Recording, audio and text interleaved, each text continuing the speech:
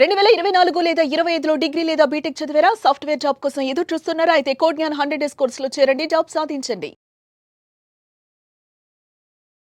నమస్కారం అలగారి రవీంద్రనాథ్ గారు. నమస్తే అండి సిరి గారు. సార్, శ్రీవారిని దర్శించుకోవాలి అంటే ఒక 2 మంత్స్ లేదంటే 3 మంత్స్ నుంచే బుక్ చేసుకోవాలి. అయినా కూడా దొరుకుతుందో లేదో అన్న క్వెషన్ మార్క్ అయితే ఉంటూ ఉంటుంది. అలాగే ఒక భక్తుడు మాత్రం 17 ఇయర్స్ నుంచి తిరుమల తిరుపతికి వెళ్ళేందుకు, స్వామివారి దర్శనం చేసుకునేందుకు, దాంతో పాటు సేవలో పాల్గొనాలి అని కోర్టులో కేసు కూడా వేయడం జరిగింది. ఇంతకీ ఆ కేసు ఏంటి? ఈ రోజు ఆయనకైతే కోర్టు తీర్పిచ్చింది, దర్శనం కోసం మీరు వెళ్ళొచ్చు, సేవలో పాల్గొనొచ్చు అని. ఇంతకీ ఆ కేసు ఏంటి? ఎందుకు వేయాల్సిన అవసరం ఉంది? అండ్ ఇంతకీ ఆ సేవ ఏంటి సార్? కలియుగ వెంకటేశ్వర స్వామి వారి యొక్క లీలలో కోకొలలుగా చెప్పుకోవచ్చు మనం. అయితే ఒక్కొక్కరికి ఒక రకమైన అనుభూతి, రకరకాల అనుభవాలు. నిన్న కన్జ్యూమర్ కోర్టు ఒక తీర్పు ఇవ్వడం జరిగింది. ఈ యొక్క దర్శనం అదేవిధంగా సేవలకు సంబంధించి ఒక భక్తుడు సుదీర్ఘమైన పోరాటం సుమారుగా 17 సంవత్సరాల పాటు సిరిగారు 17 సంవత్సరాల పాటు సుదీర్ఘమైన పోరాటం చేశాడు ఒక సేవ కోసం అని చెప్పి. అతనితో తిరుమల తిరుపతి అంటే టీటీడీ బోర్డు ఏదైతే ఉందో బోర్డు అతనితో ఆడుకున్నారు, ప్రకృతి ఆడుకుంది. అన్ని రకాలైనటువంటి గండాలు అడ్డంకులు దాటుకొని చిట్ట చివరిగా ఆయనకి న్యాయ పోరాటంలో గెలిచి చివరికి అతి తొందరలోనే స్వామివారి యొక్క దర్శనాన్ని చేసుకోబోతున్నటువంటి ఒక వ్యక్తి గురించి ఈరోజు మనం మాట్లాడుకుందాం. న్యాయ పోరాటంలో గెలిచిన వ్యక్తి కాబట్టి. అయితే ఈ కథ వివరాలు ఏంటంటే, కథ కాదు, ఇట్స్ ఏ రియల్ స్టోరీ. ఈ వివరాల్లోకి మనం వెళ్ళగలిగితే, చంద్రశేఖర్ శెట్టి అని తెలంగాణలో ఉన్నటువంటి ఈ మహబూబ్ నగర్ వాస్తవ్యుడుతను. ఇతను ఏం చేశాడంటే మేల్చాట్ వస్త్ర సేవ, తిరుప్పావడ సేవ అని ఒక 2 రకాల విశేషమైన సేవలు చేస్తారు స్వామివారికి. శ్రీవారి సేవల్లో భాగంగా విశేషమైనటువంటి సేవలు ఈ మేల్చాట్ వస్త్ర సేవ, అదేవిధంగా తిరుప్పావడ సేవ. ఇతను 2008 నవంబర్ 26న ఈ యొక్క సేవకు సంబంధించి అతను బుక్ చేసుకోవడం జరిగింది. అయితే ఎప్పటికప్పుడు తిరుమల తిరుపతి దేవస్థానం వాళ్ళు ఏం చేస్తున్నారంటే ఆ సేవని ఏర్పాటు చేస్తామని చెప్పి 4-5 సార్లు డేట్ పోస్ట్ పోన్ చేసుకుంటూ వస్తున్నారు. అయినప్పటికి కూడా అతనికి ఆ సేవా భాగ్యాన్ని కలిగించలేకపోయారు. ముఖ్యంగా ఈ మేల్చాట్ వస్త్ర సేవ అనేది ఒక 2 విషయాలు నేను మీకు చెప్తాను, దాని యొక్క ఇంపార్టెన్స్ ఏంటన్నది. ప్రతి శుక్రవారం నాడు స్వామివారికి అభిషేకం కార్యక్రమం జరుగుతుంది ఉదయం పూట. అభిషేకం అనంతరం స్వామివారి యొక్క శేష వస్త్రం అంటే స్వామివారి యొక్క వస్త్రం, స్వామివారి యొక్క ధరించినటువంటి ఒక 16 అడుగునటువంటి ఒక వస్త్రాన్ని బహుకరించడం. వస్త్రంతో పాటు తలగడ దాంతోపాటు స్వామివారి యొక్క వస్త్రాలు, పట్టు పంచె అన్నీ కూడా స్వామివారికి సమర్పించినటువంటి ఒక దివ్యమైనటువంటి ఒక సేవగా చెప్తారు ఈ యొక్క మేల్చాట వస్త్ర సేవ. ఇది శుక్రవారం మాత్రం ఇద్దరికి మాత్రమే అలౌ చేస్తారు. ఈ యొక్క టికెట్ ధర కూడా సుమారుగా 12,250 రూపాయలు ఉంటుంది ఈ యొక్క ధర. సో ప్రతి వారానికి 2 చొప్పున సంవత్సరంలో కూడా లిమిటెడ్ మెంబర్స్కి వస్తుంది. అది చాలా ఎక్కువ మంది డిమాండ్ ఉన్నటువంటి సేవ. ముఖ్యంగా స్వామివారికి ఆ కైంకర్యం చేసుకోవడం వల్ల చాలా విశేషమైనటువంటి అనేక రకాలుగా మనకు భోగభాగ్యాలు కలుగుతాయి, సంపదలు కలుగుతాయి, మనకున్న ఆరోగ్య సమస్యలు బాగుంటాయి అని చెప్పి అనాదిగా అనేక వేల సంవత్సరాల నుంచి మన యొక్క భక్తుల యొక్క విశ్వాసంగా ఉంటుంది ఈ మేల్చాట వస్త్ర సేవ, తిరుప్పావడ సేవ స్వామివారికి సమర్పించుకోవడంలో. అనేక నెలల పాటు కూడా వెయిట్ చేస్తాం, అనేక సంవత్సరాల పాటు కూడా వెయిట్ చేస్తాం. ఇంతకుముందు దీనికోసం డిపాజిట్ చేసుకునేవారు. ఈ పలానా రోజు స్వామివారు ఏం చేస్తారంటే వాళ్ళు బై ర్యాండమ్గా ఎప్పుడు కావాలంటే ముందుగా మనం డీడీ తీసి అమౌంట్ చెల్లించిన తర్వాత ర్యాండమ్గా మనకి ఎప్పుడు వస్తే ఆ రోజు నాడు మనకు ముందుగా ఇన్ఫర్మేషన్ మనకు ఒక మెసేజ్ వస్తుంది. ఆ మెసేజ్కి 2 వ్యక్తులను ఎలా చేస్తారో ఆ 2 వ్యక్తులు కూడా ఆ మార్నింగ్ పూట సుప్రభాత్ సేవకు బిఫోర్ 3:30 స్వామివారికి శుక్రవారం నాడు స్వామివారికి అభిషేకం జరిగిన తర్వాత స్వామివారికి దివ్యాలంకరణ సేవలో ఈ మేల్చాట వస్త్రం ఉంటుంది. అయితే మేల్చాట వస్త్రం అంటే మేలైనటువంటి పట్టు వస్త్రం అని అర్థం అనమాట. తమిళ్లో చెప్తే మేల్చాట వస్త్రం అంటే మేలైన పట్టు వస్త్రం, మంచి జరి ఉంటుంది, బంగారు వర్ణం ఉంటుంది, జరి అంచుతోటి స్వామివారికి. అది కూడా ప్రత్యేక నేత పని వారు స్వామివారి యొక్క తిరుమల కొండపైన ఉంటారు, వారు మాత్రం నివసిస్తారు, ఒక ప్రసాదంగా భావిస్తారు. ఆ వస్త్ర సేవలో పాల్గొనడం కోసం అనేక సంవత్సరాల పాటు కూడా వెయిట్ చేస్తుంటారు. అయితే ఈ సేవ కోసం అని చెప్పి ఇప్పుడు నేను చెప్పినట్టుగా ఆ యొక్క సేవలో అయిన తర్వాత అదొక కార్యక్రమం అయిపోయిన తర్వాత మళ్ళీ స్వామివారికి లడ్డూలు అన్నీ కూడా మనకి ప్రసాదంగా స్వామివారి దగ్గర నుంచి వస్తుంది. ఆ సేవా భాగ్యం కోసం జీవితకాలం వెయిట్ చేసిన వాళ్ళు కూడా ఉన్నటువంటి సందర్భాలను జీవితంలో ఒక్కసారైనా ఆ మేల్చాట వస్త్ర సేవలో పాల్గొంటే చాలు ధన్యమైపోతుంది అన్నటువంటి అనేక మంది భక్తుల విశ్వాసాలు నేను కూడా కొనున్నాను అందులో. అయితే దీనికి సంబంధించి ఏంటంటే ఈ చంద్రశేఖర్ శెట్టి గారు మహబూబ్నగర్ జిల్లా చెందిన ఇతను 2008 ఆయన నవంబర్ 24న దీనికి సంబంధించి ఆయన ఈ సేవను బుక్ చేసుకున్నారు. టీటీడీ వాళ్ళు ఎప్పటికప్పుడు పోస్ట్ పోన్ చేసి వస్తున్నారు. అయితే చివరికి ఏం చేశారంటే 2021 సెప్టెంబర్ 10th నాడు ఇతనికి ఆ యొక్క సేవను కన్ఫర్మ్ చేసి ఒక మెసేజ్ను కూడా పంపించారు. అతను కూడా చాలా పరమానంద భరితుడు అయిపోయాడు. స్వామివారి యొక్క దివ్య కైంకర్యం నాకు అవకాశం వస్తుంది వస్తుంది కదా, నేను పార్టిసిపేట్ చేస్తానని చెప్పి అంతా రెడీ అయిన సమయానికి ప్రకృతి విపత్తు, కరోనా మహమ్మారి, పాండమిక్ సిచ్యువేషన్ మనందరికీ కూడా తెలుసు. ఆ సమయంలో వచ్చింది.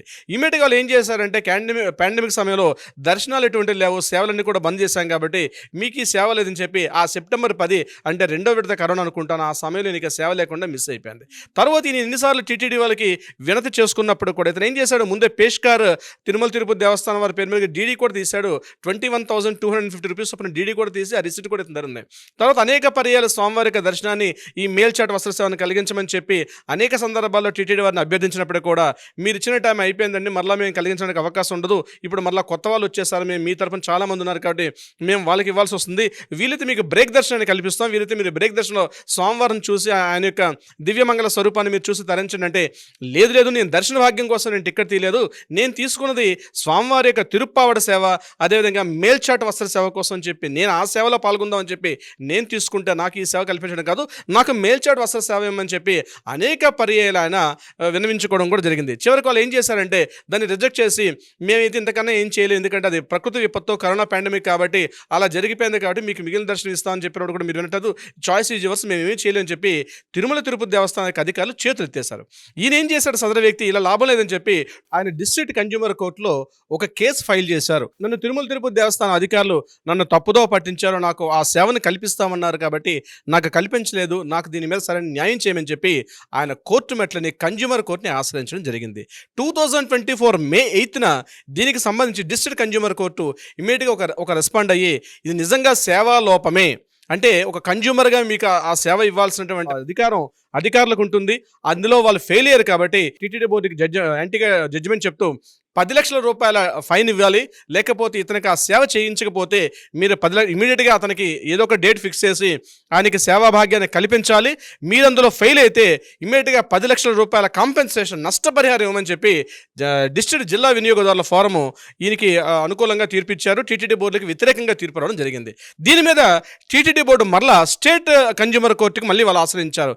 ఇది కరెక్ట్ కాదు, ఎందుకంటే పాండమిక్ సిచ్యువేషన్ కాబట్టి ఆ టైంలో మేము సేవల్ని కల్పించలేకపోయాం, అవి ల్యాబ్స్ అయిపోతుంది, తిరుమల తిరుపతి ఈ యొక్క దేవస్థానం అంతా కూడా డిఫరెంట్గా ఉంటుంది, మేము అట్లా చేయలేకపోతున్నాం, ఎందుకంటే ఇతని త్వరగా చాలా మంది వెయిట్ చేస్తున్నారు, ఇప్పుడు మేము ఇతనికి న్యాయం చేయడం వల్ల మిగిలిన వాళ్ళకు కూడా ఇబ్బంది కలిగే అవకాశం ఉంటుందని చెప్పి అడిగినప్పుడు స్టేట్ రీసెంట్గా ఒక 2 days back state consumer forum కూడా దీని మీద ఒక తీర్పునిస్తూ అతను అధికారికంగా పేష్కార్ తిరుమల తిరుపతి దేవస్థానం బోర్డుకి అమౌంట్ కట్టాడు. అమౌంట్ కట్టిన తర్వాత మీరు చాలా పర్యాలు అతనికి సేవని ఇస్తామని చెప్తూ కూడా మీరు ఫెయిల్ అయ్యారు, పోస్ట్ పోన్ చేశారు. ఒకవేళ ఆ సెప్టెంబర్ 2021కి ఏదైతే ప్రొవైడ్ చేస్తాను మిస్ అయితే వేరే ఇట్లా ప్రొవైడ్ చేయాల్సిందే, లేని పక్షంలో ఏదైతే డిస్ట్రిక్ట్ కోర్టు ఇచ్చినట్టు తీర్పు ఏదైతే ఉందో దాన్ని యథాతథంగా అమలుపరచమని తెలిపి తిరుమల తిరుపతి దేవస్థానానికి మరలా వ్యతిరేకంగా స్టేట్ బోర్డు కూడా తీర్పు ఇవ్వడం జరిగింది. ఎప్పుడైతే ఆ తీర్పును తీసుకున్నటువంటి తిరుమల తిరుపతి దేవస్థానం వాళ్ళు 2025 ఆగస్టు 14th or 15th మేము అతనికి ప్రొవైడ్ చేస్తామని చెప్పి అతనికి ఒక లేఖ రాశారు దీనికి సంబంధించినటువంటి తిరుమల తిరుపతి దేవస్థానం అధికారులు. సో ఫైనల్గా జరిగింది ఏంటంటే కన్జ్యూమర్ ఒక వినియోగదారుడు అనేవాడు తన హక్కుల కోసం ఎక్కడికైనా వెళ్ళే పరిస్థితి వస్తుంది. మన హక్కులను మనం కాపాడుకోవడానికి ముఖ్యంగా ఈ దేవాలయాలు అంటే ముఖ్యంగా దేవాదాయ ధర్మాదాయ శాఖలో కావచ్చు, తిరుమల తిరుపతి దేవస్థానంలో ఉన్నటువంటి ఆర్డర్లో కూడా ఇటువంటి ఒక ల్యాండ్ మార్క్ జడ్జిమెంట్ రావడం అనేది ఏదైతే ఉందో డిస్ట్రిక్ట్ మనకి స్టేట్ కన్జ్యూమర్ కోర్టు రియల్గా ఆ యొక్క జడ్జెస్కి మనం హెడ్స్ ఆఫ్ చెప్పాలి. ఎందుకంటే ఒక కన్జ్యూమర్కి హక్కు ఉంటుంది, ఆయన యొక్క సేవా లోపమైనా సర్వీసుల లోపమైనా ఏదైనప్పటికీ కూడా ఇంటేలో జరగకపోతే ఆయన యొక్క హక్కుకి భంగం వాటినట్టుగా భావించి ఈరోజు ఆ తీర్పు నిజంగా ప్రతి ఒక్కరు కూడా కనువిప్పి ఈరోజు ఉన్న విషయం. ఎందుకంటే సాక్షాత్తు స్వామివారి యొక్క దర్శనం అంటే ఒక జీవితకాలం వెయిట్ చేస్తున్నటువంటి సేవ. ఈరోజు అతనికి సేవ కల్పించకపోతే ఆయన జీవితాంతం ఒక వెలితిగా ఉండిపోతుంది, కేవలం ఒక ఆత్మ ఒక భావంతో ఉండిపోతుంది. అట్ ద సేమ్ సర్వీస్ లోపం అని చెప్పి ఈరోజు కోర్టు ఇచ్చిన తీర్పు ఏదైతే ఉందో నిజంగా హ్యాట్స్ ఆఫ్ చెప్పాలి శ్రీ గారు. ముఖ్యంగా ఆ యొక్క భక్తుడు చంద్రశేఖర్ శెట్టి గారు కూడా మొత్తానికి 17 ఏళ్ల పాటు పోరాటం చేసి నిరీక్షణ చేసి ప్రకృతి విపత్తులను దాటుకుని చిట్ట చివరిగా న్యాయ పోరాటంలో గెలిచేటువంటి అతనికి తిరిగి నిజంగా ప్రతి ఒక్కరు పోరాటం అనేది అలాగే ఉండాలి. న్యాయం అనేది తప్పనిసరిగా జస్టిస్ అనేది జరుగుతుంది, న్యాయం ఎప్పుడు న్యాయం వైపు ఉంటుంది శ్రీ గారు. ట్రూ సార్, మీరు అన్నట్టుగానే సర్వీస్లో లోపం అని గుర్తించడమే కాకుండా కన్స్యూమర్కి ఆ రైట్ ఉందని న్యాయం అయితే తీర్పు చెప్పడం అనేది చాలా ఒక మంచి నిర్ణయం అని చెప్పొచ్చు. అండ్ ఎంతో మంది భక్తులకు కూడా కోర్టులో మనకి అన్నీ కూడా న్యాయమే జరుగుతుంది అనేది ఈ ఒక్కటి ఎగ్జాంపుల్గా నిలిచిపోతుంది అని కూడా చెప్పొచ్చు. Anyways great information. Thank you so much. Thank you so much Shri గారు. సుమన్ టీవీలో మీ పర్సనల్ అండ్ బిజినెస్ ప్రమోషన్స్ కోసం కింది నెంబర్కి కాంటాక్ట్ చేయండి.